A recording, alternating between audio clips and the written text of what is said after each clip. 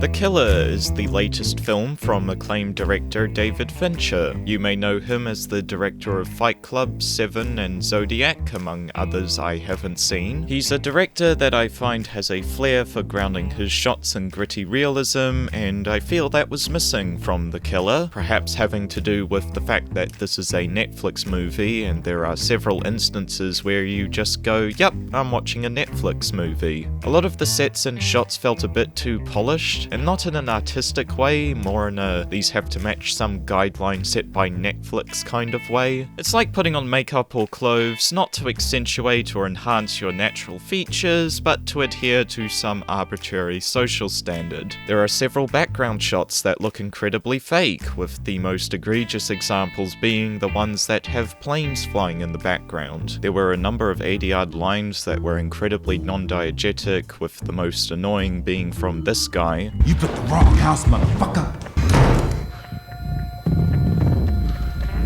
Is that the Dominican Republican? It is you, isn't it? It sounds like a guy doing voiceover in a booth, not somebody saying these lines in this situation, especially with how he delivers Is that the Dominican Republican? It is you, isn't it? with perfect cadence as if he isn't bleeding to death. And despite being well shot for the most part, the cinematography is let down by the editing. There are several stationary camera shots that should just be a Steadicam, but for some reason they decided to add in a camera shake. All of this is so unprofessional, it makes the film feel fake and took me out of the movie. It is so unconvincing that it looks like a default effect slapped on in DaVinci, coming from someone who edits using DaVinci. We also have a few shots throughout the movie where we cut to a different camera angle for no reason, and even one where we start with a wide and then cut to a zoomed version of it because fuck it, I guess. This is Ant-Man Quantum Mania levels of editing. The only aspect of the filmmaking I had no issues with was the score. I appreciated the quiet, calm, and subdued tone, and the atmosphere it set up complemented the main character and helped differentiate this film from just being another typical Hitman story. The example that I find highlights this best is the scene where the killer had to escape from some policemen on a motorcycle. The decision to forego tense generic action music in favor of a more mysterious tone helped connect me to the killer in that scene.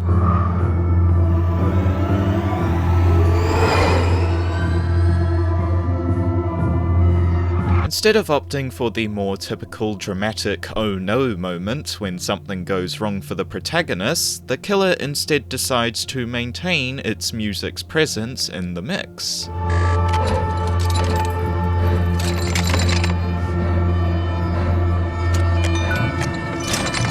I found that the effect that choice had, in combination with the overall vibe of the music throughout the scene, was that it disconnected you from the events taking place. It was as if I was observing the killer from a distance, which brought out the loneliness of his situation and life and thus endeared me to his character, in a sad sort of way. A lone, solitary figure desperately trying to escape with no one to rely on but himself. It's just good storytelling and is probably my favorite scene of the whole film. Regardless of my personal feelings or interpretation, there's an undeniable atmosphere that is set, and I applaud the composers Trent Reznor and Atticus Ross for that. As for the story, it's incredibly simple, so simple to the point of predictability. Everything you expect to happen pretty much happens. There isn't any grander point, there's no meaningful twists, there's not any interesting direction the story takes us. It doesn't feel like we've been on any worthwhile journey. It's just watching Michael Fassbender going to various locations to kill some people, with inane monologues of his character making simple observations of his job, the world around him, and the same motto over and over again. Never yield an advantage. Trust no one. Show no empathy. Anticipate, don't improvise. Humana, humana, humana, humana. With the amount of internal monologuing from the killer, that feels more like Fincher wanted to write a poem than a film, you could have easily cut the runtime down by 15 minutes or so, especially if you chopped the opening segment in half and cut out the chapter where he has to kill some random Florida man. Tell me, what was the point of that whole segment other than to have a well-choreographed action scene? I like well-choreographed action scenes, but the story doesn't really gain anything from it. Just say that only Tilda Swinton attacked the killer's friend, and we lose nothing, which is sort of a trend with each chapter of the movie. We don't gain much from any of the individual stories. Like I said, the killer goes to a location, he talks with his victims, and then he shoots them. There was nothing more to it. I was waiting constantly for the film to do something interesting, and it never happened. When the film ends, the first thought that came to mind was, is that it? The experience was so incredibly passive. The only scenes I had any genuine investment in was the aforementioned chase and the Tilda Swinton one. The latter in parts because the nature of the conversation between the characters was intriguing, and because Swinton is my favourite actor of either gender, I think. The simplicity of the film doesn't mean it's bad overall. As a linear story that wants to be as simple as possible, it's alright. But the lack of any exceptional filmmaking typical of a Fincher film, any interesting direction with the story, or any overall point prevents The Killer from being anything other than fine.